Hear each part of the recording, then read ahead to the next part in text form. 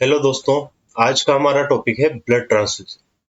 देखो, इसमें ध्यान देने वाली बात यह है कि यहाँ पे जो टर्म यूज की है वो ट्रांसफ्यूजन टर्म यूज की है, जबकि नॉर्मली आप देख रहे हो कि इन्फ्यूजन करते हैं। जब हम किसी भी आईवी फ्लूइड को पेशेंट में इन्फ्यूज करते हैं तो उसको इन्फ्यूजन बोलते हैं, लेकिन यहाँ ट्रांसफ्यूजन इसलिए बोलते हैं क्योंकि ये जो ब्लड है ये डायरेक्ट कहीं से मार्केट से नहीं मिलता या कहीं बोटल्स में नहीं आता। बेग्स में आता तो है, बट वो किसी पेशेंट के थ्रू, एक पेशेंट से लेके हम दूसरे, मतलब डोनर से लेके हम पेशेंट को या रेसिपिएंट को ब्लड देते हैं, तो इसलिए उसको कहते हैं ट्रांसफ्यूजन। एक जगह से लेके दूसरी जगह पे इन्फ्यूजन करना, तो इसलिए पर्टिकुलर टर्म यूज में ली जाती है ट्रांसफ्यूजन। अब ब्लड ब्लड ट्रांसफ्यूजन हम कब करते हैं? जब किसी पेशेंट में ब्लड की कमी है, हीमोग्लोबिन की कमी है। इसके इंडिकेशन क्या है?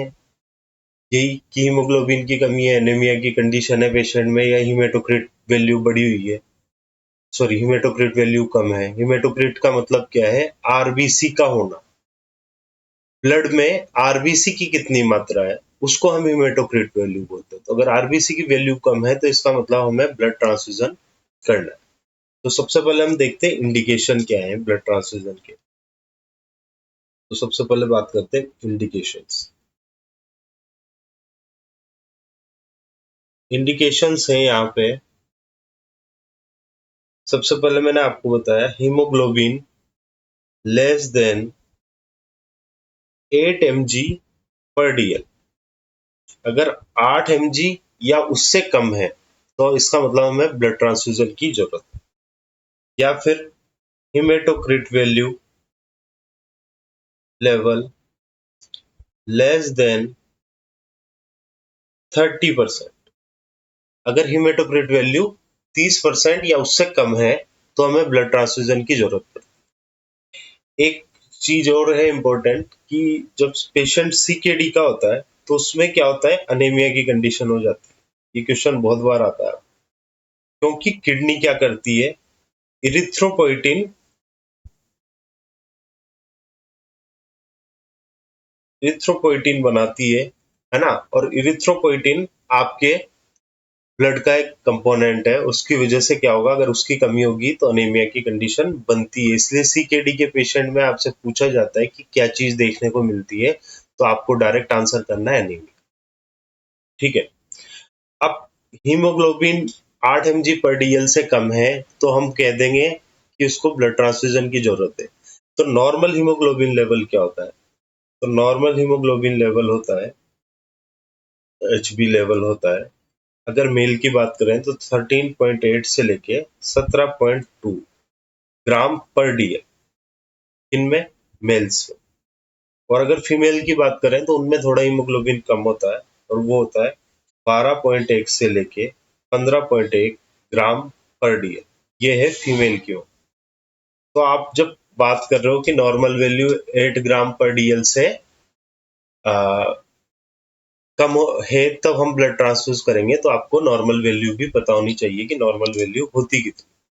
तो मेल में 13.8 से 17.2 और फीमेल में 12.1 से 15.1 इसकी नॉर्मल वैल्यू होती है। अब नॉर्मल हीमेटोक्रिट वैल्यू क्या होती है? हीमेटोक्रिट, तो क्रिट लेवल कितना होता है?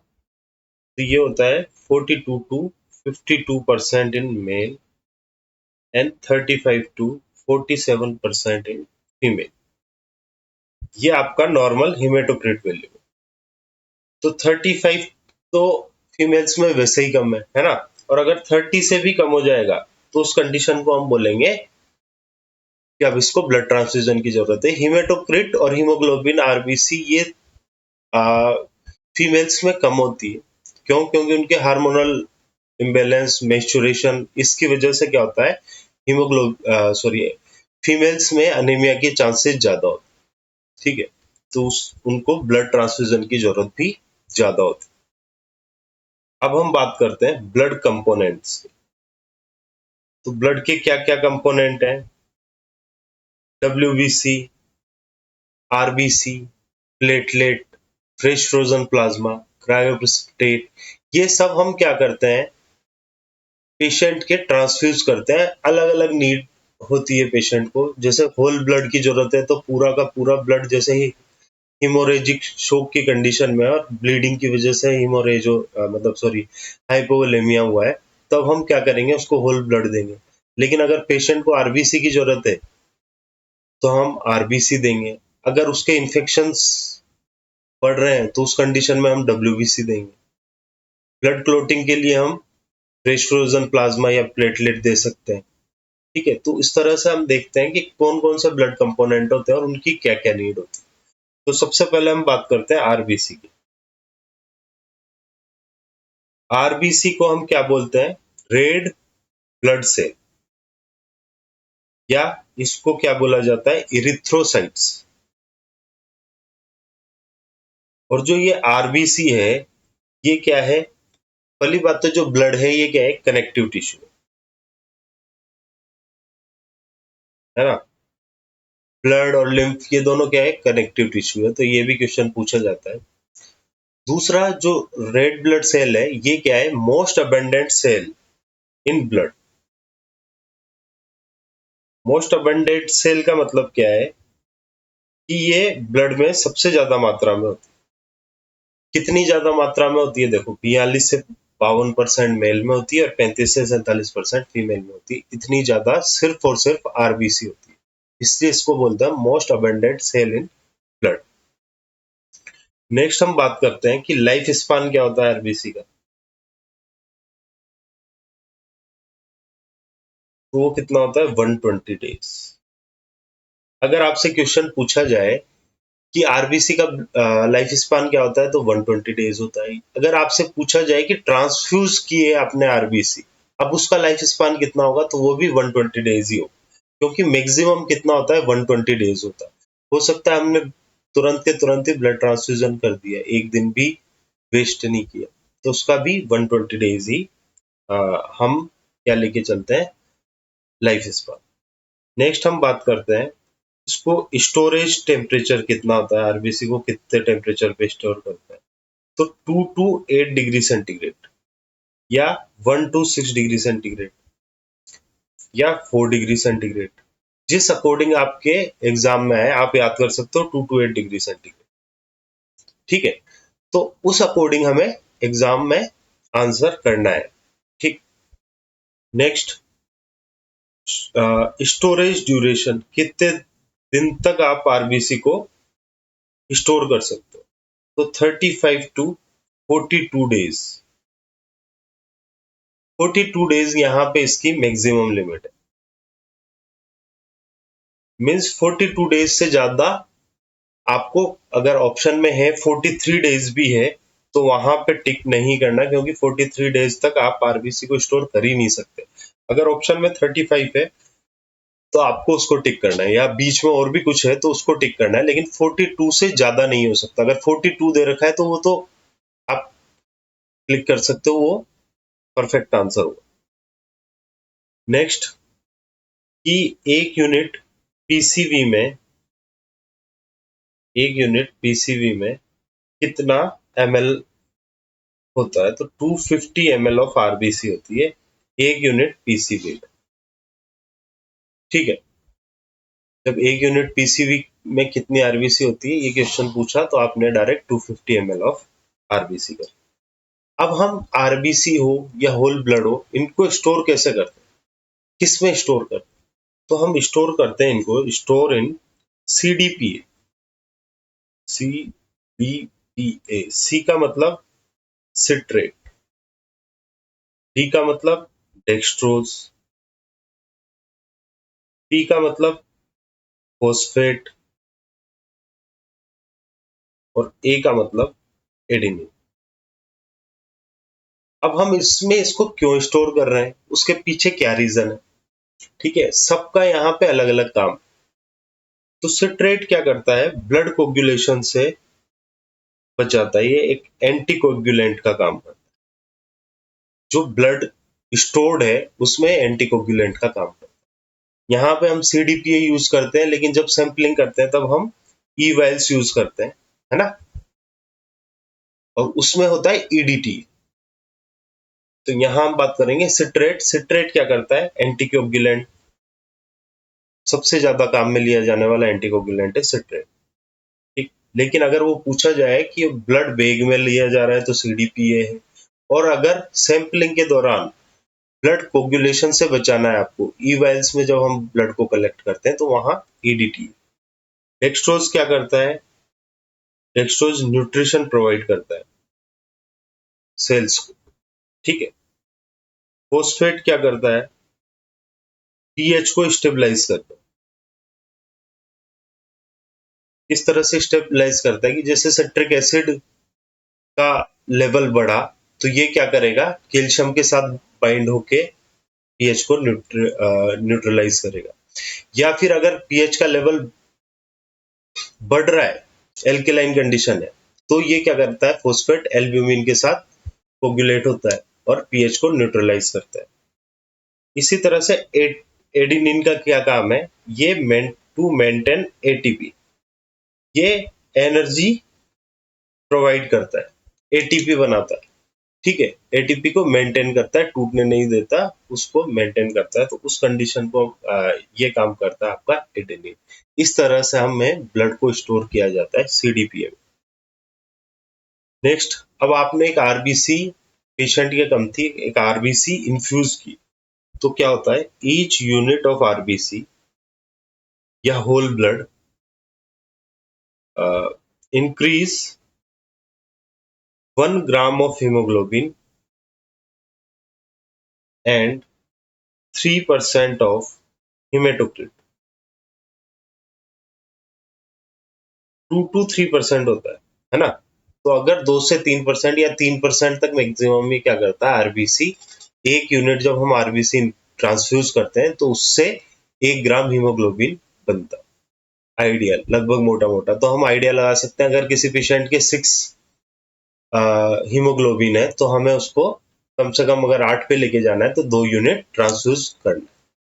इस तरह से हम आइडिया लगाते हैं कि कितना पेशेंट को यूनिट को ट्रांसफ्यूज करना है। ठीक है। इन्फ्यूजन टाइम क्या होता है इसका? इन्फ्यूजन टाइम होता है 2 to 4 आवर, 2 से 4 घंटे में। जब आप ब्लड सैंपल लेके जाते हैं वो भी 4 घंटे के अंदर देखना होता है, उसके जितनी भी जो जांच करनी है, क्रॉस मैचिंग वगैरह करनी है, 4 घंटे के अंदर करनी होती है। ठीक है, नहीं तो ब्लड क्या होता है? टूटने लग जाता है। और 2 से 4 घंटे के अंदर आपको इन्फ्यूजन करना है जब आपने ब्लड बैंक से लिया है उसके बाद से ले। उसमें आपको ब्लड को वार्म भी करना है, और दूसरा ब्लड को इन्फ्यूज भी स्लो रेट पे करते हैं, 2 ml/मिनट स्टार्टिंग में या 1 ml/मिनट भी करते हैं। तो इस तरह से ब्लड को जैसे ही ब्लड आता है उसको वार्मर में रख के वार्म करते हैं, और 30 मिनट्स के अंदर हम उसको ट्रांसफ्यूजन स्टार्ट कर देते हैं। अगर आपने 2 घंटे से जल्दी ब्लड दिया तो उसकी वजह से क्या हो सकता है? सर्कुलेटरी ओवरलोड, है ना, या फिर कार्डियक अरेस्ट तक की कंडीशन हो सकती है। अगर आपने 2 घंटे से भी कम टाइम में ब्लड दे दिया तो क्या करेगा? कहीं ना कहीं ब्लड का वॉल्यूम बढ़ेगा तो ओवरलोड होगा, और ये कंडीशन इतनी सीवियर भी हो सकती है कि पेशेंट के कार्डियक अरेस्ट की कंडीशन आ जाए। या हम अगर बात करें कि 4 आवर्स से भी आपने अगर ज्यादा टाइम लिया तो उसकी वजह से क्या होगा? सेप्टिसेमिया होगा। क्या होता है? जब हम ब्लड को स्टोर करते हैं तो वो, जैसे इसकी बात करें तो हम 2 से 8 डिग्री सेंटीग्रेड पे आरबीसी को स्टोर करते हैं। तो उस टेम्परेचर पे अगर ब्लड के अंदर भी कोई बैक्टीरिया है तो वो क्या होते हैं? शांत होते हैं, वो वहां पे ग्रो नहीं कर सकते। लेकिन जैसे जैसे ब्लड रूम टेम्परेचर पे आता है, जब हम रूम टेम्परेचर के बाद ही ब्लड को ट्रांसफ्यूज करते हैं, तो रूम टेम्परेचर पे आता है तो वहां पे जो ब्लड के अंदर बैक्टीरिया है वो ग्रो करने लगते हैं फास्ट, और इतनी जल्दी ग्रो करते हैं कि वहां पे वो 4 घंटे के बाद भी अगर आप ब्लड दोगे तो सेप्टिसेमिया सेप्सिस की कंडीशन डेवलप हो सकती है पेशेंट में। इसलिए हमें ब्लड को जल्दी से जल्दी ट्रांसफ्यूज करना। आरबीसी, डब्ल्यूबीसी और प्लेटलेट, अगर इनकी बात करो आप कि इनकी क्वांटिटी कितनी होती है ब्लड में, तो आप देखना 600 आरबीसी होगी, एक डब्ल्यूबीसी होगी और 40 प्लेटलेट होगी। मतलब ये इनका रेशो है, इतनी ज्यादा आरबीसी होती है। इसलिए हमें सबसे ज्यादा नीड भी आरबीसी की होती है, क्योंकि आरबीसी में ही क्या होता है, हीमोग्लोबिन होता है। आरबीसी हीमोग्लोबिन कैरी करती है और 1 ग्राम हीमोग्लोबिन 1.32 ml ऑक्सीजन को ट्रांसपोर्ट करता है। और अगर अनीमिया की कंडीशन होगी तो इसलिए पेशेंट में ऑक्सीजन का लेवल भी ड्रॉप हो सकता है, क्योंकि हीमोग्लोबिन ही तो ऑक्सीजन को सॉरी एक जगह से दूसरी जगह लेके जा रहा है, ब्लड से सेल्स तक पहुंचा रहा है। तो अगर हीमोग्लोबिन का लेवल कम होगा, आरबीसी अगर कम है तो हीमोग्लोबिन का लेवल भी कम होगा, और अगर हीमोग्लोबिन का लेवल कम है तो ब्लड में प्रॉपर ऑक्सीजन टिश्यू तक नहीं पहुंच पाएगी। अब हमें ब्लड को ये भी ध्यान रखना है कि ब्लड को जब भी हम ट्रांसफ्यूज करेंगे तो वार्म ब्लड को ट्रांसफ्यूज करेंगे। वार्म ब्लड से मतलब है एट रूम टेम्परेचर। किसी किसी कंडीशन में हम आजकल जो नई स्टडी हुई है, तो हम थोड़ा बहुत अगर ब्लड इतना वार्म नहीं भी हुआ है, अगर आपके पास वार्मर नहीं है और 30 मिनट्स हो गए हैं, उसको क्या करते हैं, अगर वार्मर नहीं है तो भाई पेशेंट से बोलते हैं कि अपने बॉडी के इसको टच करके रखो ताकि ये नॉर्मल बॉडी टेम्परेचर पे हो जाए, या ब्लैंकेट पे लपेट के रखो।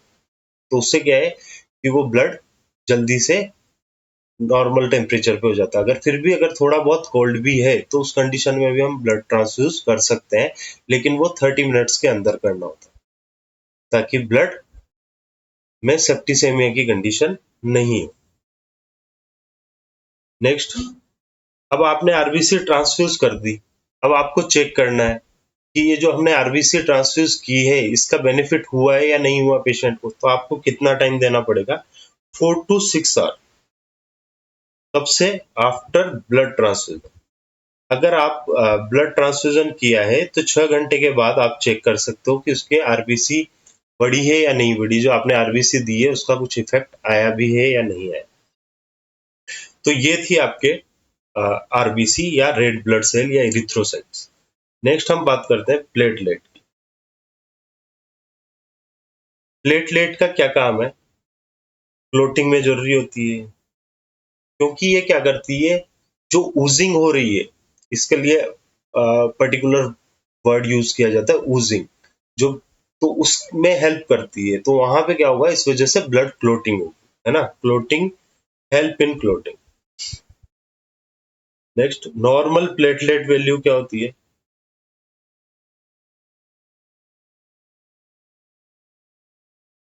1.25 लाख से 4.5 लाख, ये नॉर्मल प्लेटलेट की वैल्यू होती है। ठीक है। लाइफ स्पान क्या होता है प्लेटलेट का, तो प्लेटलेट का लाइफ स्पान बहुत कम होता है, वो होता है 8 to 11 डेज। टेम्परेचर कितने पे स्टोर करते हैं इसको, तो इसका टेम्परेचर होता है 22 to 24 डिग्री सेंटीग्रेड। बहुत ज्यादा कम टेम्परेचर पे हम इसको स्टोर नहीं करते, 22 से 24 डिग्री सेंटीग्रेड पे करते हैं। लेकिन जो इसका लाइफ स्पान है वो कम है, 8 से 11 दिन। तो हमें प्लेटलेट, अगर हमने ब्लड में से प्लेटलेट निकाल ली तो इसका मतलब उसको जल्दी से जल्दी 8 से 10 दिन के अंदर हमें ट्रांसफ्यूज करना है, नहीं तो प्लेटलेट वेस्ट हो जाएगी। इन्फ्यूजन टाइम भी इसका कम होता है, 15 से 30 मिनट के अंदर ही हम प्लेटलेट को इन्फ्यूज कर सकते हैं। देखो, ब्लड ट्रांसफ्यूजन ऐसा टॉपिक है, इसमें से हमेशा क्वेश्चन आता है, तो ये चीजें आपको लर्न करनी है, समझनी है, और जो चीज समझ नहीं सकते उसको याद करना है ना। तो 15 से 30 मिनट में हम प्लेटलेट को ट्रांसफ्यूज करते हैं। होल ब्लड या आरबीसी, इनका ट्रांसफ्यूजन का टाइम ज्यादा है, 2 से 4 घंटे। बाकी जो प्लेटलेट हुई या फ्रेश फ्रोजन प्लाज्मा हुआ, इनको हम बहुत जल्दी जल्दी ट्रांसफ्यूज करते हैं। 1 यूनिट प्लेटलेट में कितना ml होता है, 50 to 70 ml होता है सिर्फ, इसलिए इसको ट्रांसफ्यूज होने में टाइम भी कम लगता है। ठीक है। अब जो प्लेटलेट है इसके बारे में एक चीज आपसे पूछी जाती है, तो उसके बारे में हम बात करते हैं। प्लेटलेट दो तरह की होती है, एक सिंगल डोनर प्लेटलेट और एक random donor plate. Single donor platelet और रैंडम डोनर प्लेटलेट, इन दोनों में क्या अंतर होता है? सिंगल डोनर जो प्लेटलेट होती है उसमें क्या एक मशीन होती है, वो क्या करती है कि आपने जो ब्लड डोनेट कर रहा है वो ब्लड डोनेट उसके एक तरफ से ब्लड लिया जाता है, ब्लड लेने के बाद में से उसमें सिर्फ प्लेटलेट निकाली जाती है और बाकी का ब्लड पेशेंट के वापस से ट्रांसफ्यूज कर दिया जाता है। जबकि जो आरडीपी होती है इसमें क्या होता है, ब्लड में से ही प्लेटलेट को एग्रीवेट किया जाता है, उनको अलग किया जाता है और इस तरह से इसको हम बोलते हैं रैंडम डोनर प्लेटलेट। ठीक है, इसकी जो एक यूनिट होती है वो 40 से 50,000 तक प्लेटलेट, 40 से 50,000 तक प्लेटलेट होती है उसमें। और जबकि हम आरडीपी की बात करें तो इसमें सिर्फ 5,000 से 10,000 प्लेटलेट होती है। अगर आपसे नॉर्मली पूछा जाए कि एक यूनिट प्लेटलेट में कितनी प्लेटलेट होती है तो 5 से 10,000 होती है। जो सिंगल डोनर प्लेटलेट वाली है ये हम बहुत कम यूज कर पाते हैं। क्यों? क्योंकि इसकी जो मशीन होती है वो एक तरह तो मशीन तो ठीक है कि उसकी जो कॉस्ट है वो ठीक है, लेकिन उसमें जो भी ट्यूबिंग यूज की जाती है वो सारी ट्यूबिंग डिस्पोजेबल होती है, क्योंकि हमने, और एक लंबी सी सप्लाई होती है, एक लंबी सी मशीन होती है, ठीक है। तो उसमें क्या हुआ, पहले ब्लड लिया आपने, ब्लड लेके उसको, जैसे ये एक मशीन है, ठीक है, तो जैसे पहले पुराने जमाने में होते थे ना कि वो चलती थी, कैसेट्स चलती थी, तो यहाँ से क्या होता है, ब्लड एक जगह से दूसरी जगह इस तरह से घूमता है और वहां से क्या होगा, प्लेटलेट को अलग कर दिया जाता है। फिर वो प्लेटलेट को तो एक साइड में आपने इकट्ठा कर लिया और बाकी का जो ब्लड है वो पूरा ब्लड आपकी बॉडी में चला जाता है। तो ये सारी ट्यूबिंग, मशीनरी, ये सब क्या है, डिस्पोजेबल है, तो इनको क्या है, एक बार यूज करने के बाद डिस्कार्ड कर दिया जाता है, इसलिए इसकी कॉस्ट बहुत ज्यादा आती है आरडीपी। तो बहुत कम हॉस्पिटल्स में ये देखने को मिलता है, पेशेंट भी जो ले रहा है उसके लिए भी ये कॉस्टली होता है। और प्लेटलेट को अलग करने के लिए जो चीज यूज में ली जाती है वो होती है एजिटेटर। एजिटेटर ये क्या करता है, प्लेटलेट को स्टोर करता है। ये क्या है, एक मशीन होती है, ये भी ऑब्वियसली, और इस मशीन इस तरह से होती है, तो ये क्या करती है, हॉरिजॉन्टली मूव करती है पूरे टाइम, और इसका टेम्परेचर सेट होता है 20 डिग्री सेंटीग्रेड, 20 से 22 डिग्री सेंटीग्रेड। तो उस टेम्परेचर पे ये प्लेटलेट को रखती है और हॉरिजॉन्टली क्या करती है, मूव करती है। तो उससे क्या होगा, जो प्लेटलेट है तब जाके कहीं ना कहीं वो 8 to 11 डेज निकाल पाती है। नहीं तो अगर उसको, प्लेटलेट को अगर सिर्फ आपने 20 से 24 डिग्री सेंटीग्रेड पे रखा तो वो 8 से 11 दिन नहीं निकाल पाएगी, उसके लिए हमें एजिटेटर की जरूरत है। ठीक है, नेक्स्ट, एक चीज अगर आपसे क्वेश्चन पूछा जाए तो क्रॉस मैचिंग की जरूरत किस में नहीं पड़ती, तो प्लेटलेट में नहीं पड़ती। वैसे तो पड़ती है क्लोट, अगर हम प्लेटलेट को भी ट्रांसफ्यूज करते हैं तो क्रॉस मैचिंग करते हैं, क्योंकि कहीं ना कहीं इसमें कुछ मात्रा में आरबीसी हो सकती है, और आरबीसी में ही सबसे ज्यादा एंटीजन आपको देखने को मिलता है। एंटीजन जो होते हैं वो आरबीसी में देखने को मिलता है। तो अगर, इसलिए हम क्रॉस, अगर आपसे क्वेश्चन पूछ लिया जाए फिर भी कि किसको हम, प्लेटलेट को हम क्रॉस मैचिंग की जरूरत नहीं पड़ती। इंडिकेशन क्या है, तो अगर पेशेंट के, आपने देखा होगा सबसे ज्यादा डेंगू की कंडीशन में हम प्लेटलेट यूज करते हैं। क्या होता है, प्लेटलेट कम हो जाती है डेंगू में, बहुत ज्यादा, प्लेट्स कितनी रह गई तुम्हारी, इस तरह से बात की जाती है। तो डेंगू की कंडीशन में हमें प्लेटलेट देना होता है। ल्यूकेमिया की कंडीशन है, ठीक है, तो वहां पे हम क्या करते हैं, प्लेटलेट देते हैं। एक चीज, डेंगू है तो डेंगू का दूसरा नाम क्या है, बोन ब्रेकिंग फीवर, ये आपसे पूछा जाता है। एडीज मॉस्किटो की वजह से होता है। डेंगू का सीजन कब होता है, सितंबर अक्टूबर, मतलब जब भी मानसून के बाद बरसात हो जाती है उसके बाद क्या होता है, डेंगू का सीजन होता है। ये जो डेंगू के वायरस एडीज होते हैं ये साफ पानी में होते हैं। अब आपने एक प्लेटलेट चढ़ा दी, अब आपको इसकी लेबोरेटरी वैल्यू चेक करनी है, आपको ये देखना है कि प्लेटलेट जो हमने चढ़ाई उसका बेनिफिट पेशेंट को हुआ है या नहीं हुआ। तो आप कब चेक कर सकते हो, आफ्टर 1 आवर और 18 से 24 घंटे के बाद आप इम्प्रूवमेंट देख सकते हो पेशेंट में। नॉर्मली हम एक दिन के बाद देखते हैं कि प्लेटलेट का जो बेनिफिट हुआ या नहीं हुआ, लेकिन अगर आपको और जल्दी देखना है तो आप 1 घंटे के बाद प्लेटलेट ट्रांसफ्यूज करने के बाद आप चेक कर सकते हो। नेक्स्ट हमारा है वो है WBC। WBC या वाइट ब्लड सेल, है ना, इसका पूरा नाम है वाइट ब्लड सेल या ल्यूकोसाइट, ल्यूकोसाइट्स भी बोलते हैं WBC। WBC का काम क्या है? Fight against infection. तो WBC अगर कोई भी इन्फेक्शन होता है तो WBC नॉर्मली हमारे शरीर में बढ़ जाती है। लेकिन एड्स का पेशेंट, HIV का पेशेंट है या कैंसर का पेशेंट है तो उनमें WBC कम होती जाती है। जैसे अगर कीमोथेरेपी भी हमने पेशेंट की यूज ली तो उसका भी एक कारण है कि वो WBC को कम कर, ल्यूकोसाइट्स को कम करता है। तो ये ध्यान देने वाली बात है। नॉर्मल वैल्यू क्या होती है? 4000 टू 11,000, पर यहाँ ध्यान देने वाली बात है पर माइक्रोलीटर। इस तरह के क्वेश्चन हम बहुत ज्यादा गलत हो जाते हैं, क्योंकि हमें ये तो सबको पता है कि 4000 से 11,000 होती है, लेकिन अगर हम हीमोग्लोबिन की बात करें तो ग्राम पर DL, है ना, और अगर हम नॉर्मल वैल्यू WBC की बात करें तो वो माइक्रोलीटर में देखते हैं। तो आपको ये ध्यान देना है 4000 से 11,000 पर माइक्रोलीटर, ठीक है। इसका स्टोरेज टेम्परेचर कितना है? इसका भी स्टोरेज टेम्परेचर है आपके 2 to 8 डिग्री सेंटीग्रेड। एक यूनिट PCV में WBC कितनी होती है? तो अगर आपको बात करनी है तो 400 ml होती है। इन्फ्यूजन टाइम इसका कितना होता है? थोड़ा कम होता है, उतना ही जितना होल ब्लड का होता है, 2 to 4 आवर। लाइफ स्पान थोड़ा कम होता है, वो गलती से निकल गया था, थोड़ा कम नहीं होता है, तो मैक्सिमम है 2 से 4 घंटे, है ना। लाइफ स्पान कितना है इसका? सिर्फ और सिर्फ 14 दिन। आपने बात करी कि अगर हम RBC की बात करते हैं तो वहाँ 35 से 42, होल ब्लड भी 35 से 42, प्लेटलेट 8 से 11 दिन और WBC 14 दिन।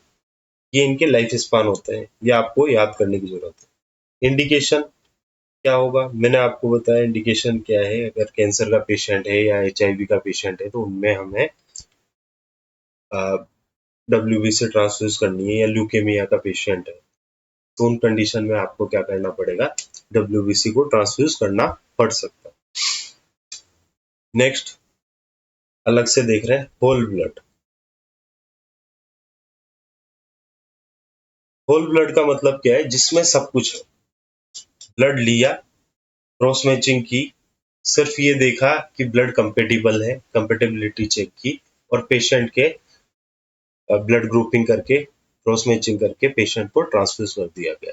तो उसमें क्या है? RBC भी है, WBC भी है, प्लेटलेट भी है, क्लोटिंग फैक्टर भी है, सब कुछ। तो होल ब्लड की बात करते हैं तो नॉर्मली हम होल ब्लड कब देते हैं? ज्यादातर कंडीशन भी यही होती है कि अगर पेशेंट के हीमोरेज की वजह से अनीमिया हुआ है या हीमोरेजिक कंडीशन है। हाइपोवोलेमिया जो हुआ है वो हीमोरेज की वजह से हुआ है, शोक जो हुआ है वो हीमोरेज की वजह से हुआ है, तो हम क्या करेंगे? पूरी की पूरी होल ब्लड देंगे। तो hypovolaemia due to, specially due to haemorrhage, क्योंकि अगर सिर्फ ब्लड वॉल्यूम कम है तब हम उसको प्लाज्मा भी दे सकते हैं, या अगर ब्लड वॉल्यूम कम है तो हम उसके वॉल्यूम को बढ़ाने के लिए नॉर्मल सलाइन या रिंगल लेक्टेट भी दे सकते हैं, जैसे डायरिया की कंडीशन में या वोमिटिंग की कंडीशन में देखने को मिल रहा है।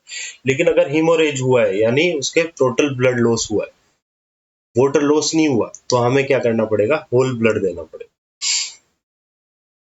इसका लाइफ स्पान कितना होता है?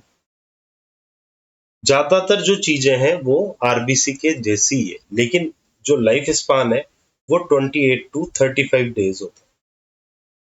देखो WBC का RBC का 35 to 42 डेज था, लेकिन यहाँ मैक्सिमम लिमिट ही क्या है? 35 डेज है।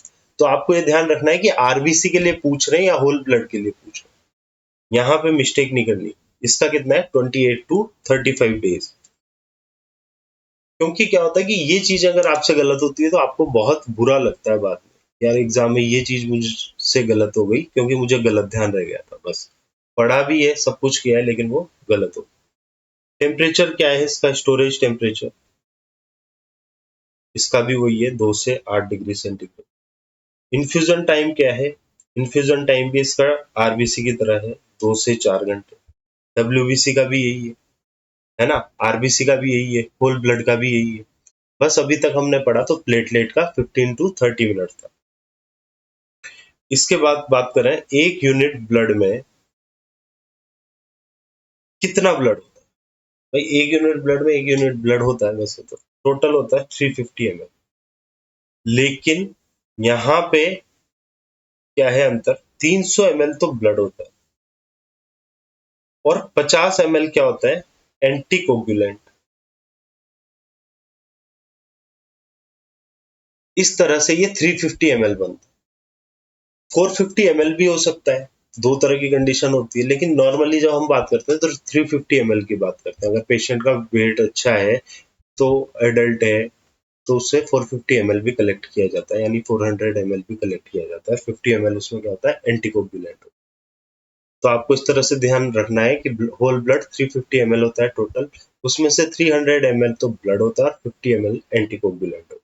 अलग से पूछा जाता है, ये ऑप्शन के हिसाब से आपको टिक करना। नेक्स्ट हम बात करते हैं प्लाज्मा। प्लाज्मा मतलब फ्रेश फ्रोजन प्लाज्मा। जल्दी से जल्दी इसको पेशेंट को हमें ट्रांसफ्यूज करना होता है। फ्रोजन वर्ड से आपको पता लग रहा है कि इसका टेम्परेचर और कम हो। तो इसका लाइफ स्पान क्या होता है, क्योंकि हमने इसको फ्रोज कर दिया, और जो फ्रोज करते हैं, फ्रोजन फूड होते हैं, वो बहुत लंबे टाइम तक चलते हैं। ऐसे ही फ्रोजन जो प्लाज्मा है, उसका भी लाइफ स्पान क्या होता है, up to 1 year. Normal temperature पे तो हम इसको कुछ घंटे ही रख सकते हैं, मैक्सिमम 24 घंटे तक प्लाज्मा को रखा जा सकता है। प्लाज्मा को अगर आपको अलग भी करना है तो वो भी 24 घंटे तो मैक्सिमम लिमिट है, ज्यादा से ज्यादा 4 से 6 घंटे के अंदर हम ब्लड से प्लाज्मा को निकाल लेते हैं। लेकिन इसका स्टोरेज टाइम कितना है फ्रेश फ्रोजन प्लाज्मा का, up to 1 year. Infusion time बहुत कम है, 30 to 60 मिनट। प्लेटलेट का तो इससे भी कम था, 15 to 30 मिनट। ठीक है। टेम्परेचर कितना होता है इसका, इसका टेम्परेचर -80 डिग्री सेंटीग्रेड या उससे कम होता है और लोअर। -25 डिग्री सेंटीग्रेड पे हम नॉर्मली जो आपका प्लाज्मा है उसको स्टोर करते हैं। और एक यूनिट एफएफपी में कितना होता है, तो 200 से 300 ml एफएफपी में, एक यूनिट एफएफपी में 200 से 300 ml। और बात करो आपकी प्लाज्मा को जो सेपरेट किया जाता है वो कैसे करते हैं, प्लाज्मा फेरेसिस से। प्लाज्मा फेरेसिस क्या होती है, एक मैकेनिज्म है।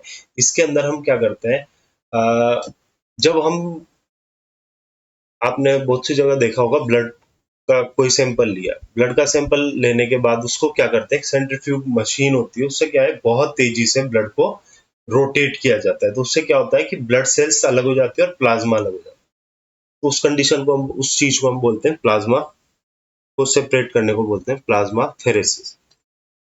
एक चीज और है इसमें, क्रायो प्रिसिपिटेट। यहाँ बात करते हैं क्रायो प्रिसिपिटेट।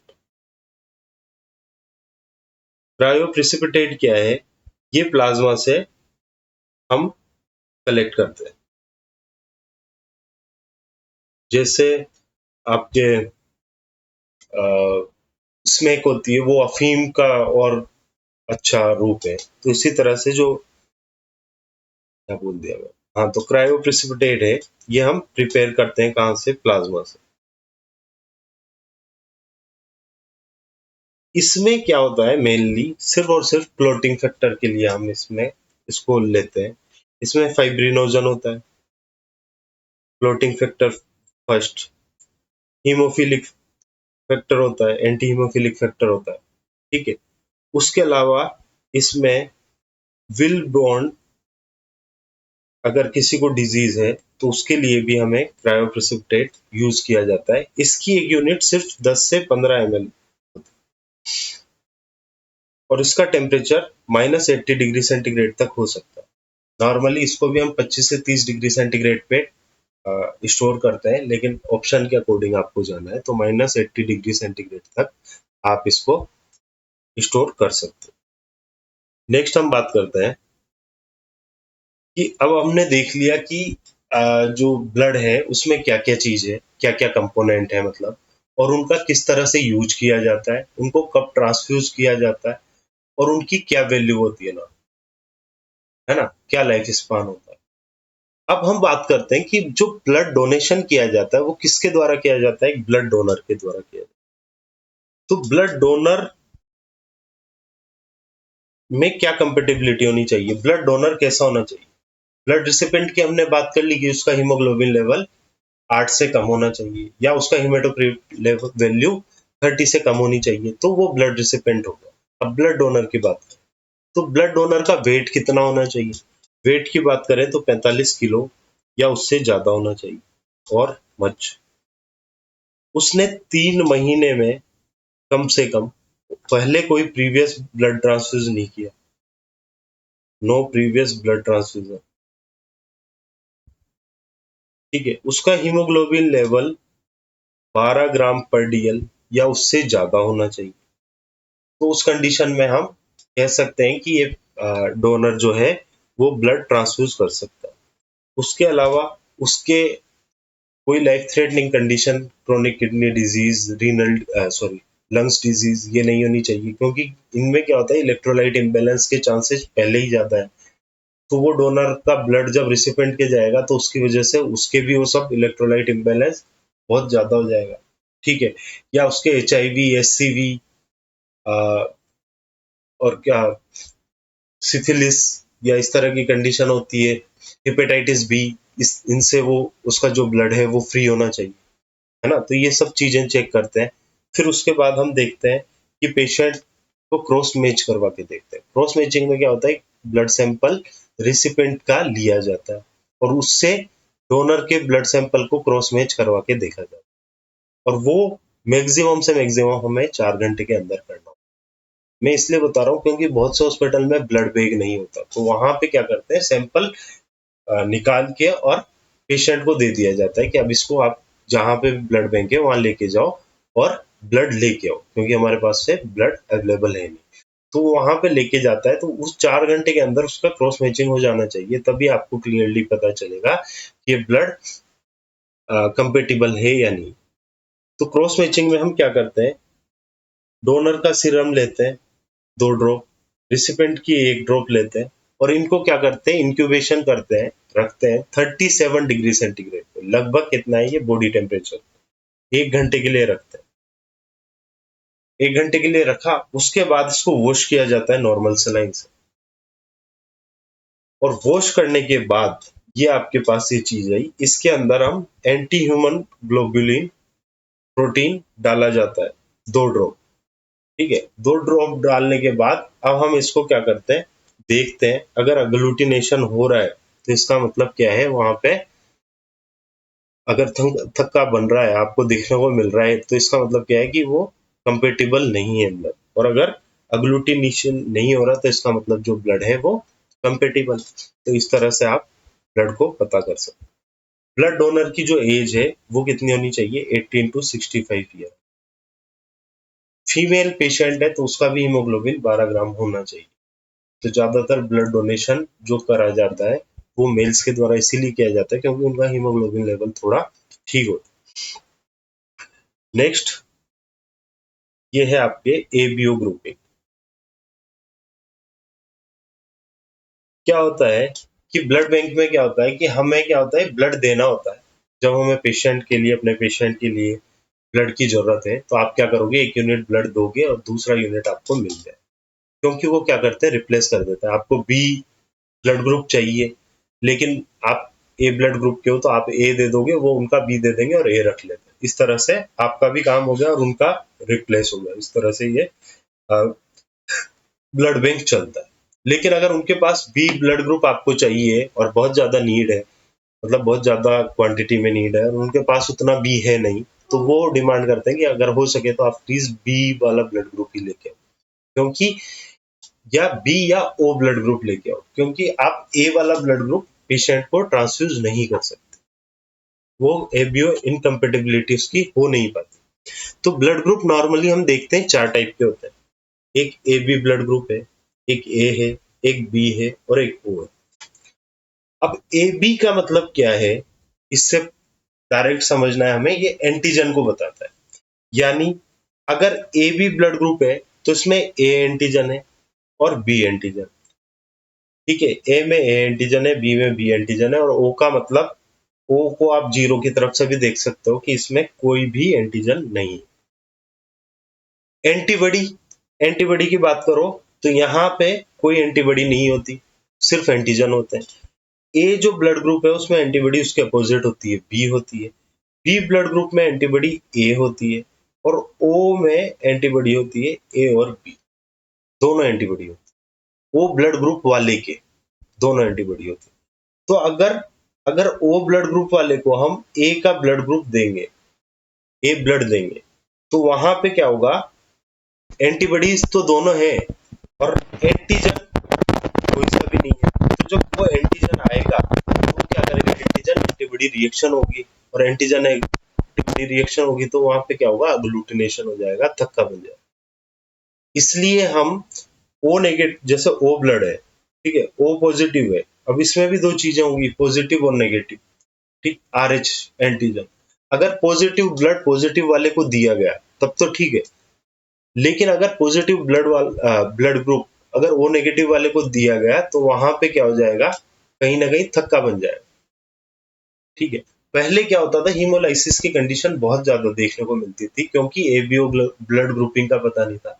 फिर एबीओ ब्लड ग्रुपिंग का पता चला तो आरएच एंटीजन का पता नहीं था, तो इसलिए बहुत ज्यादा हमें ये सब चीज देखने को मिलती थी। अब हम इन चीजों को अलग कर पाए, तो इसलिए ब्लड ट्रांसफ्यूजन में हीमोलाइटिक रिएक्शंस बहुत कम देखने को मिलती।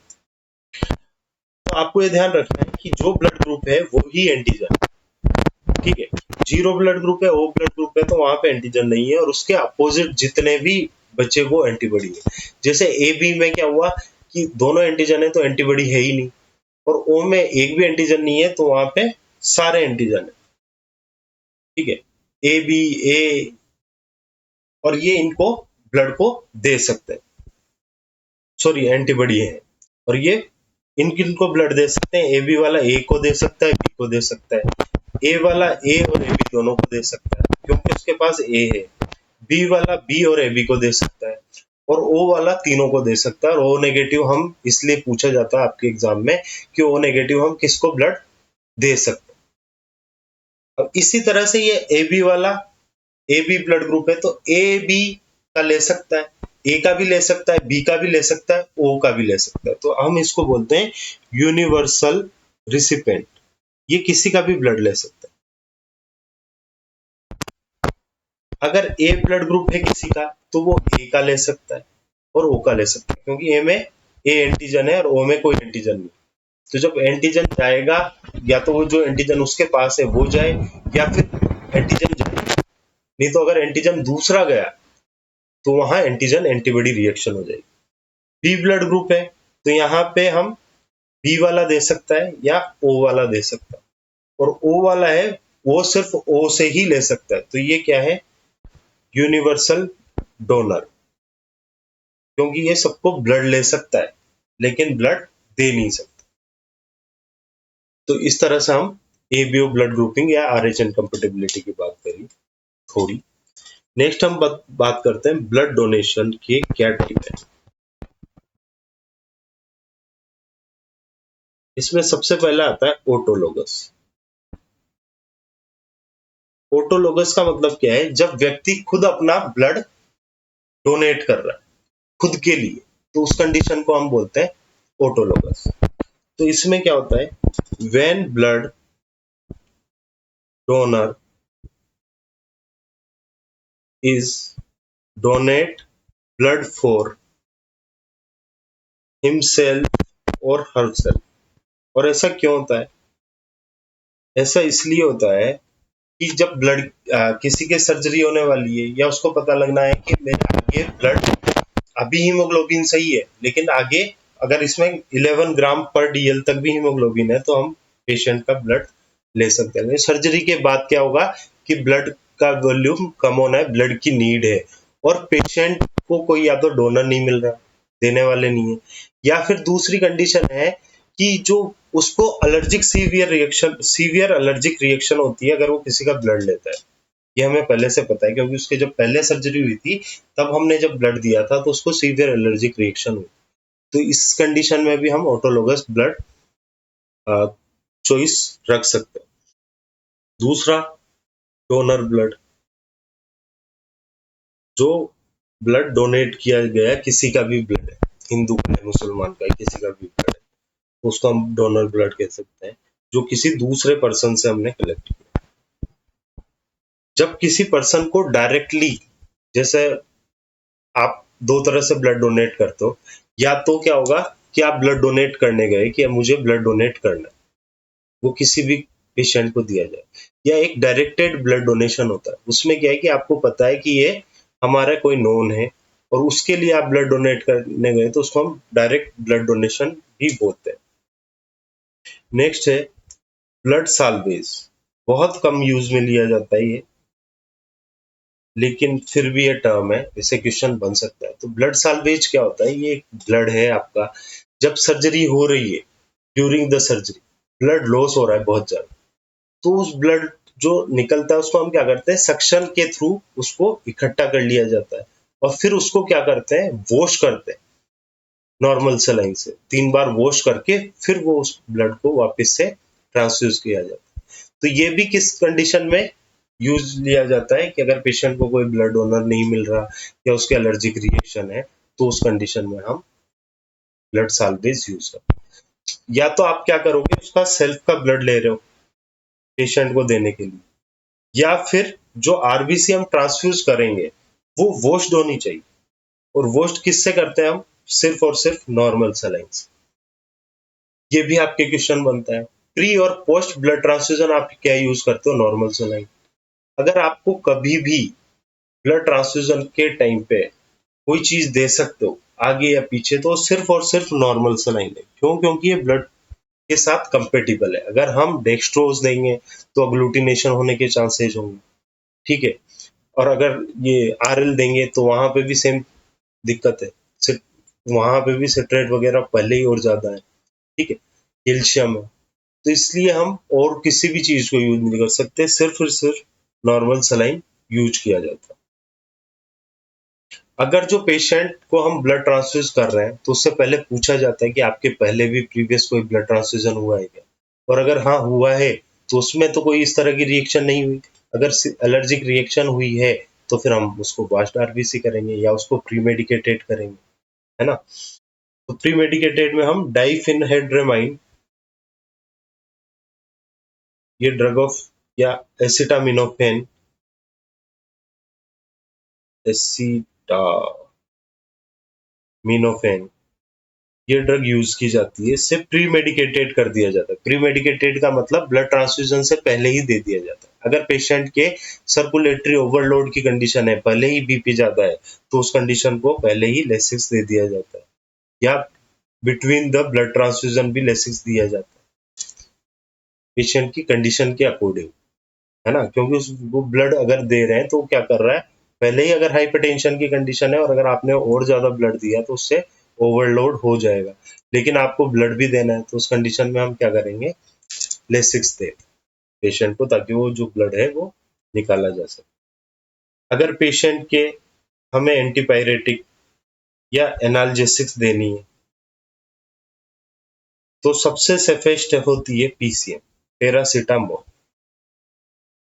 तो यहाँ पे ब्लड ट्रांसफ्यूजन की कंडीशन में भी ये दी जाती है। पैरासीटामोल है, ये क्या करती है, ये भी हिपेटिक टॉक्सिसिटी करती है, लेकिन 2 ग्राम पीसीएम तक सेफेस्ट होती है लीवर के लिए। अगर इससे भी ज्यादा यूज किया जाए तो वो भी हिपेटोटॉक्सिसिटी करती है, लेकिन फिर भी जो सेफेस्ट ड्रग है ऑल अमंग अदर्स पीसीएम। इसलिए अगर किसी पेशेंट के दर्द है, बुखार है, तो PCM safest drug of choice है। ठीक है। अब कैन्युला क्या यूज करते हो आप? कैन्युला यूज करते हैं हम 18 गोज का। ये अलग से पूछा जाता है, बार बार पूछा जाता है। ग्रीन कैन्युला होता है।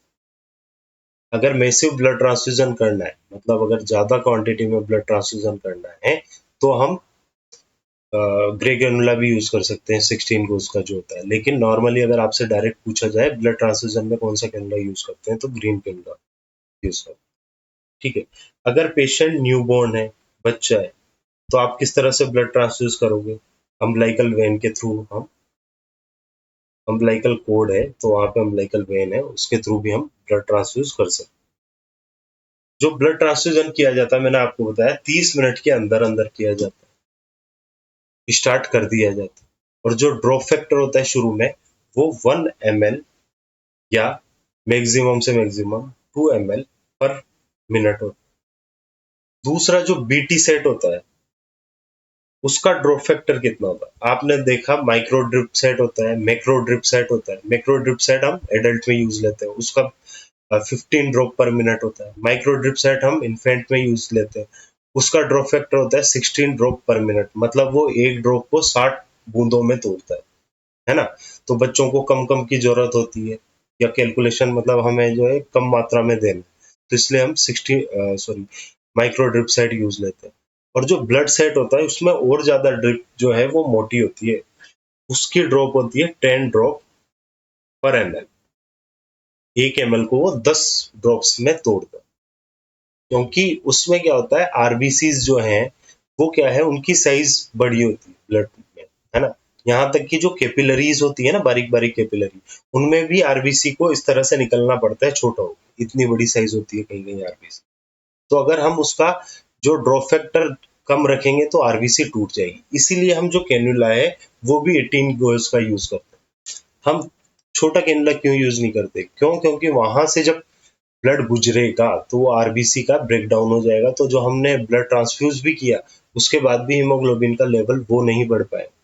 तो और उसके अलावा किडनी पे भी लोड आएगा, क्योंकि जो आरबीसी टूटी है तो वो किडनी को एक्सक्रिएट करनी है।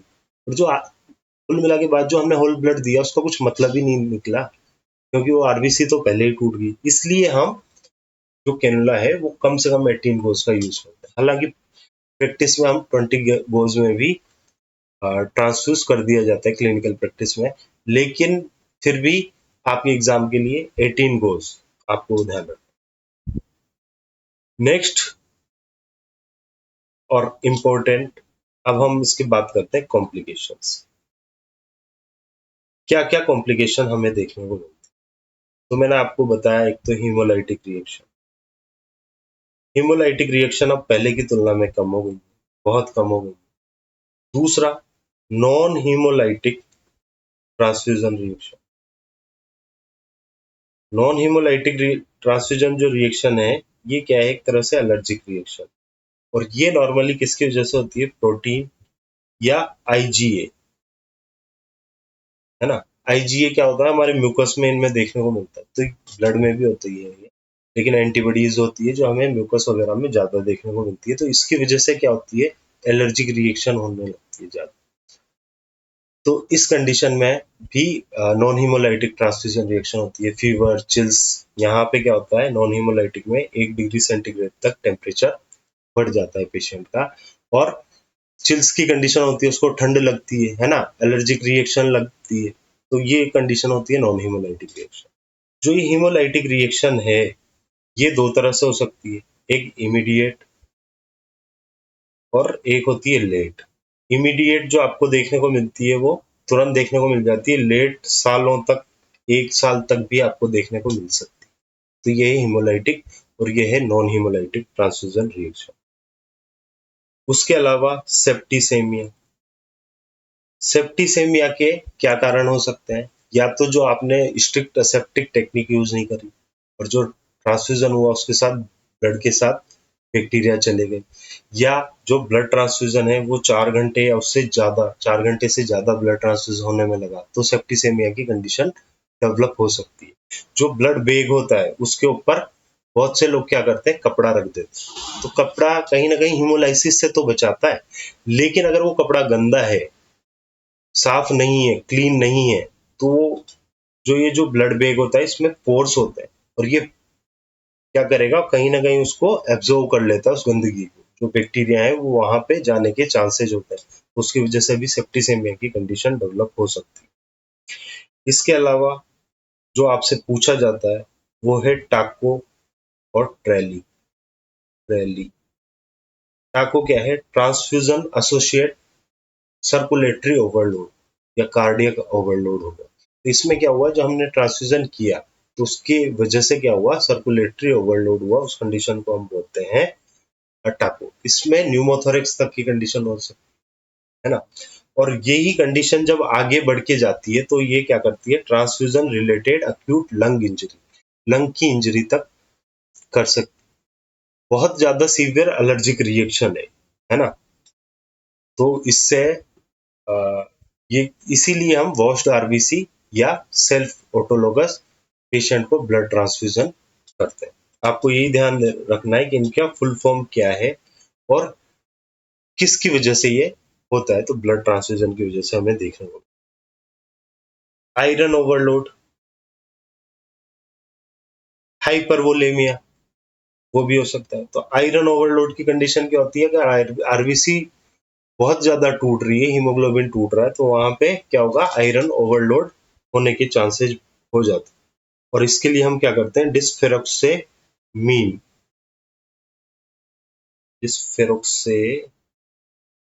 टेबलेट होती है, ये यूज करते हैं। ये क्या करती है, एंटीडोट है अगर आयरन ओवरलोड की कंडीशन है। ये डिस्फेरोक्सेमीन क्या करती है, आयरन को अपने साथ लेती है और किडनी के थ्रू आयरन, जो एक्स्ट्रा आयरन है उसको बाहर निकाल देती है। इस तरह से एंटीडोट का काम करता है। नेक्स्ट कॉम्प्लिकेशन है हाइपोकैल्शियमिया। हाइपोकैल्शियमिया क्यों होता है? आपने देखा कि हम सीडीपीए यूज लेते हैं और ये सीडीपीए में होता है सिट्रेट। ये सिट्रेट क्या करता है, कैल्शियम के साथ बाइंड करता है और कैल्शियम को एक्सक्रिएट कर देता है। इस वजह से क्या होगा, हाइपोकैल्शियमिया के चांसेस बहुत ज्यादा बढ़ जाते हैं।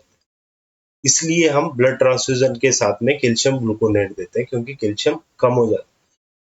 ब्लड देने के बाद भी कैल्शियम कम हो रहा है, क्योंकि ब्लड में भी कैल्शियम है लेकिन फिर भी वो कम हो रहा है, क्योंकि जो सिट्रेट है वो बॉडी के पास में आके, बॉडी के अंदर आके क्या करता है, जो बाहर जो कैल्शियम है उसको लेता है और एक्सक्रिएट कर देता है। तो इसलिए हाइपोकैल्शियमिया की कंडीशन होती है। Next hyperkalaemia. हाइपरकैलेमिया की कंडीशन क्यों हो सकती है? क्योंकि जो ब्लड सेल्स होती है, ब्लड भी क्या है, सेल, ब्लड सेल्स है ना। ब्लड में जो सेल्स है, उन सेल्स में क्या होता है, जैसे ये सेल्स है तो इनमें भी जो इंट्रासेलुलर फ्लूइड होता है वो ज्यादा क्या होता है, पोटेशियम होता है। अब अगर ब्लड सेल्स रप्चर हुई, टूटी, या पुरानी है, जो ब्लड है वो पुराना है, तो उनमें क्या होगा, पोटेशियम का लेवल ज्यादा होगा, क्योंकि जब भी ये ब्लड सेल्स टूटेगी तो इनके अंदर से पोटेशियम निकलेगा, है ना, ब्लड रप्चर होने की वजह से, ब्लड सेल्स रप्चर होने की वजह से। तो पोटेशियम का लेवल इस वजह से बढ़ जाता है, हाइपरकैलेमिया की कंडीशन है। तो हाइपरकैलेमिया का भी एंटीडोट क्या है, कैल्शियम ग्लूकोनेट। अगर किसी पेशेंट के हाइपरकैलेमिया की कंडीशन है, अगर पहले से ही कंडीशन है और आपको ब्लड ट्रांसफ्यूजन करना है, तो आप पहले डायलिसिस करोगे, बहुत ज्यादा हाइपरकैलेमिया की कंडीशन है, उसके बाद ब्लड ट्रांसफ्यूजन। अगर थोड़ा बहुत भी हाइपरकैलेमिया है तो आप उसको कैल्शियम ग्लूकोनेट से ठीक करोगे, ठीक है। या फिर आप एक चीज और कर सकते हो, आप कर सकते हो कि उसको डेक्सट्रोज प्लस इंसुलिन दोगे। तो इंसुलिन क्या करता है, डेक्सट्रोज को सेल्स में लेके जाता है और साथ में ये डेक्सट्रोज के साथ में पोटेशियम को भी लेके जाता है। तो जो पोटेशियम है वो शिफ्टिंग होता है यहाँ पे, ये एक्स्ट्रा सेलुलर से इंट्रासेलुलर फ्लूइड में चला जाता है, ठीक है। और जो हम ब्लड सैंपलिंग करते हैं वो कहाँ से करते हैं, ईसीएफ से करते हैं, क्योंकि ब्लड क्या है, एक्स्ट्रा सेलुलर फ्लूइड है ना। तो वहां से ब्लड सेल्स जो है, उसके अलावा जो भी ब्लड है वो पूरा एक्स्ट्रा सेलुलर फ्लूइड है ना। ब्लड सेल्स ही सिर्फ, ब्लड सेल्स के अंदर की बात करें तो वो इंट्रासेलुलर फ्लूइड होगा, लेकिन जो ब्लड है वो एक्स्ट्रा सेलुलर फ्लूइड है। ये भी पूछ लिया जाता है आपसे, ब्लड क्या है, इंट्रासेलुलर फ्लूइड है या एक्स्ट्रा सेलुलर फ्लूइड है। ये ट्रांसफ्यूज का काम करता है लेकिन खुद क्या है, एक्स्ट्रा सेलुलर फ्लूइड है, ठीक है। तो हाइपरकैलेमिया की कंडीशन किस वजह से होती है? ब्लड के रप्चर होने की वजह से, ब्लड सेल्स के रप्चर होने की वजह से। तो इसको प्रिवेंट करने के लिए हमें क्या करना है? ये सब चीजें तो करनी है, लेकिन साथ में ये ध्यान देना है कि जो ब्लड हम यूज कर रहे हैं वो फ्रेश ब्लड हो। जितना फ्रेश ब्लड होगा उतना ही ब्लड रप्चर होने के, ब्लड सेल्स के टूटने के चांसेस कम होंगे। आरबीसी टूटती 120 दिन में है, लेकिन कितनी आरबीसी के 120 दिन हो चुके? Day by day, hour by hour, उनके वो डे 120 हो रहे हैं, 120 दिन होंगे तो टूटती जाएगी। तो जितना टाइम बढ़ता जाएगा उतनी ज्यादा आरबीसी टूटती जाएगी, और जब वो टूटेगी तो हाइपरकैलेमिया की कंडीशन होगी। तो हम इस कंडीशन में फ्रेश ब्लड यूज करते हैं पेशेंट, ठीक है। नेक्स्ट, एल्केलोसिस एसिडोसिस की कंडीशन होती है। देखो क्या होगा कि जब हम सिट्रेट देते हैं, तो सिट्रेट क्या है? एसिडिक मीडियम है, ये CO2 के साथ क्या करेगा? बाइंड करेगा, तो CO2 की रिक्वायरमेंट बढ़ाता है, इसलिए यहाँ पे रेस्पिरेटरी एसिडोसिस होता है। और रेस्पिरेटरी एसिडोसिस को कंपनसेट करने के लिए बाइकार्बोनेट का लेवल बढ़ता है और मेटाबॉलिक एल्केलोसिस देखने को मिलता है। तो आपके नॉर्मली जो क्वेश्चन पूछे गए हैं वो अब तक पूछे गए हैं कि मेटाबॉलिक एल्केलोसिस होता है अगर ब्लड ट्रांसफ्यूजन करते हैं, ठीक है। वो इस वजह से होता है क्योंकि बाइकार्बोनेट का लेवल बढ़ता है, सिट्रेट बढ़ रहा है इसमें, तो वो मेटाबॉलिक एसिडोसिस की कंडीशन क्रिएट करता है। लेकिन उससे पहले रेस्पिरेटरी एसिडोसिस भी होता है, तो आप याद कर सकते हैं। अगर इस तरह का क्वेश्चन बनता है तो आप उसको सही करके आए। ब्लड ट्रांसफ्यूजन हो रहा है तो अब आपको क्या ध्यान देना है? एक तो मैंने आपको बताया कि सबसे पहले आपने उससे पूछा कि आपके कोई पहले से रिएक्शन तो नहीं है, अगर है तो प्रीमेडिकेटेड कर, और नहीं है तो आपने ब्लड ट्रांसफ्यूजन स्टार्ट कर दिया। अब ब्लड ट्रांसफ्यूजन जब आपने स्टार्ट किया तो वो स्लोवर रेट पे किया। फिर भी स्लोवर रेट पे करने के बाद भी अगर आपको कोई भी ट्रांसफ्यूजन रिलेटेड रिएक्शन देखने को मिल रही है, इन सब में से टाको, ट्रेली, ये तो खैर सीवियर रिलेक्शन, सीवियर कंडीशन है ही।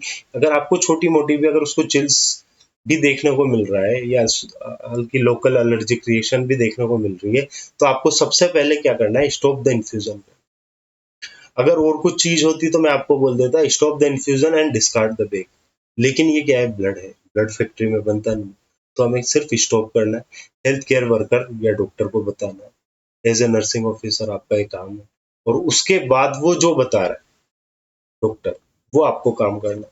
अब वो क्या बता रहे हैं? वो बता रहा है कि आपको इसको मेडिकेटेड करना है, एविल लगा दो, उसके बाद ब्लड ट्रांसफ्यूज कर दो। अगर हल्की फुल्की रिएक्शन है, माइनर रिएक्शन है, या तो उस कंडीशन में हम ब्लड को डिस्कार्ड नहीं करते, ब्लड को ट्रांसफ्यूज करते हैं कुछ टाइम के बाद। इसीलिए क्या, अब देखो हमें एक तो पहले ही 2 से 4 घंटे में ब्लड को ट्रांसफ्यूज करना है, मैक्सिमम टाइम है हमारे पास 4 घंटे, उसमें से आधा घंटा तो हमें इसको गर्म करने में लग गया, हमारे पास बचा 3.5 घंटे। अब मैक्सिमम है ये, उसमें से भी हमें 15 शुरू के 15 मिनट 1 ml पर मिनट निकालना है, तो उसमें तो कितना सा गया है? 60 ml गया है, टोटल है 350 ml। और उसमें भी अगर कोई रिएक्शन हो गई तो बीच में आपको 15 मिनट, 20 मिनट या आधे घंटे तक के लिए आपको ब्लड को स्टॉप करना पड़ सकता है। इसीलिए ब्लड को हमें जल्दी से जल्दी ट्रांसफ्यूज करना है, और फर्स्ट 15 मिनट तो केयरफुली उसको ऑब्जर्व करना, पेशेंट को वहीं खड़े रह के, है ना। और पेशेंट को देखना अगर कोई भी रिएक्शन हो रही है तो ब्लड को स्टॉप करना है इमीडिएटली। ये क्वेश्चन तो कितनी बार पूछोगे, इसकी कोई लिमिट ही, ठीक है। एक चीज आपसे, ये आपका ब्लड ट्रांसफ्यूजन हो गया, अब इसमें एक चीज ये भी पूछी जाती है कि पोस्ट ट्रांसफ्यूजन हेपेटाइटिस कौन सा होता है। तो जब हम ब्लड ट्रांसफ्यूज करेंगे तो उसकी वजह से क्या होगा? किसी पेशेंट की अगर हेपेटाइटिस है तो दूसरे पेशेंट को जिसको हमने ब्लड दिया उसको भी हेपेटाइटिस हो सकता है, क्योंकि हेपेटाइटिस हो सकता है। लेकिन अगर पोस्ट ट्रांसफ्यूजन हेपेटाइटिस आपसे पूछा जाए तो ये क्वेश्चन बहुत लोगों का गलत होता है। उसका कारण ये है कि इसका आंसर है हेपेटाइटिस सी। ऑप्शन में आपको हेपेटाइटिस बी भी मिलेगा, लेकिन आंसर जाएगा हेपेटाइटिस सी। जो क्योंकि जो हेपेटाइटिस सी है इसको हम पोस्ट ट्रांसफ्यूजन हेपेटाइटिस कहते हैं, और वो इसलिए कहते हैं कि हेपेटाइटिस जो बी है उसकी अगर हम बात करें तो उसको तो ट्रांसफ्यूज होने के लिए 0.0001 ml की जरूरत है, वो इतना सा भी है, और वो दूसरे की बॉडी में गया तो वो क्या करेगा, वहां पे हेपेटाइटिस बी कर सकता है। लेकिन जो हेपेटाइटिस सी है, ये नॉन ए नॉन बी भी इसको दूसरा नाम है वो बोलते हैं, क्योंकि बाद में मिला था। तो हेपेटाइटिस जो सी है, इसको एक जगह से दूसरी जगह जाने के लिए ब्लड जो है उसकी क्वांटिटी ज्यादा चाहिए होती है। तो ये हेपेटाइटिस सी हमें सिर्फ और सिर्फ ज्यादातर कंडीशन में ट्रांसफ्यूजन के बाद ही देखने को मिलता है। अगर किसी पेशेंट की हेपेटाइटिस सी है तो उसका कारण क्या होगा, ट्रांसफ्यूजन रिलेटेड ही है, ये आप कह सकते हैं। तो इसलिए अगर किसी पेशेंट के पहले हेपेटाइटिस नहीं था, ब्लड ट्रांसफ्यूजन हुआ, उसके बाद हेपेटाइटिस डेवलप हुआ, तो मोस्टली उसका जो कारण है वो हेपेटाइटिस सी है, कि उसके जो डोनर था ब्लड का, उसके हेपेटाइटिस सी था और उसकी वजह से हेपेटाइटिस सी इस पेशेंट को हुआ। ठीक है, तो ये था आपका आज का टॉपिक। ब्लड ट्रांसफ्यूजन इंपॉर्टेंट है, थोड़ा बड़ा है, क्योंकि इसमें से बार बार क्वेश्चन आता है, क्वेश्चन आते ही आता है ब्लड ट्रांसफ्यूजन, तो आपको ध्यान देना है। Thank you.